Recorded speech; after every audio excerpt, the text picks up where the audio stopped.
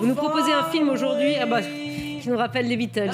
Et oui, un film qui s'appelle Yesterday. Est-ce que vous imaginez autour de ce plateau un monde sans les Beatles, un monde sans ces surdoués de la pop? C'est ce qui se passe dans ce film. On suit le jeune Jack Malik, qui est un auteur, compositeur, interprète en galère. Il rêve de jouer sur les plus grandes scènes du monde, mais sa musique ne marche pas. Seule sa meilleure amie et manageuse Ellie croit en lui. Et un soir, Jack est sur son vélo. Il a un accident avec un bus lors d'une panne d'électricité qui plonge la terre entière dans le noir. Quand Jack se réveille à l'hôpital avec quelques dents en moins, eh bien, il se réveille surtout dans un monde où il est le seul à se souvenir de l'existence des Beatles.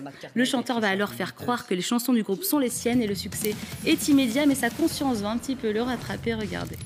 Non, mais arrêtez! On assiste à la naissance d'un nouveau phénomène de la pop. Ta musique, elle est incroyable. Je vous offre l'argent et la célébrité. Salut, monsieur Sheeran. J'aime trop ce que vous faites, surtout quand vous rappez. Ah oui? Non, je rigole. Faut laisser ça au cousin. Petit conseil de patte. Jack Malik, superstar!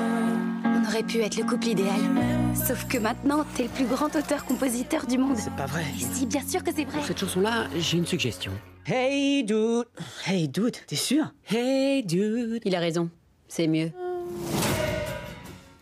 Voilà, Yesterday, vous l'avez vu, c'est un film touchant, émouvant, avec cet humour anglais qu'on aime tant. Alors, pour rappel, c'est Danny Boyle, le réalisateur, qui se cache derrière ce film. Il avait aussi signé Slumdog Millionnaire. Le scénariste, c'est juste Richard Curtis. Vous savez, il se cache derrière les succès de Bridget Jones ou encore Love Actually. C'est vous dire la qualité du film. Et vous l'avez vu, le chanteur Ed Sheeran joue son propre rôle. Il est un peu le mentor de ce Jack Malik et ça nous offre des scènes savoureuses. Ed Sheeran a beaucoup de recul sur lui. Il joue un petit peu la starlette en manque de modestie.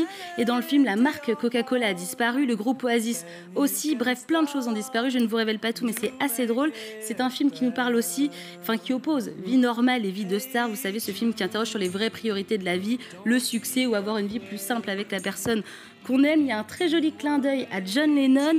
Ringo Starr et la veuve de George Harrison ont aimé le film. Il faut dire que Yesterday, c'est vraiment une lettre d'amour à ces génies britanniques que sont les Beatles. On redécouvre leurs mots, leurs textes, leurs messages d'amour et de bienveillance. Delphine de Freitas a rencontré le réalisateur et nous explique en quoi ces chansons sont exceptionnelles.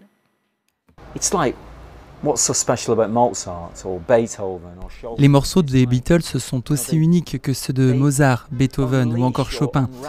Ils ont libéré quelque chose en nous avec leur musique.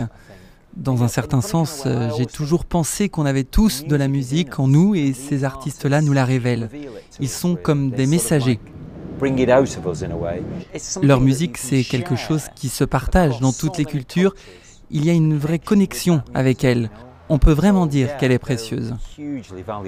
Voilà, Yesterday, ça sort aujourd'hui. Allez-y, vous passerez un super moment. Seul petit bémol, on parle de plagiat depuis quelques jours. C'est vrai que le film ressemble étrangement à la BD Yesterday des deux Français, David Blo et Jérémy Royer. Allez vous faire votre propre avis. La BD est gratuite en ce moment en ligne. Donc, voyez la BD, voyez le film.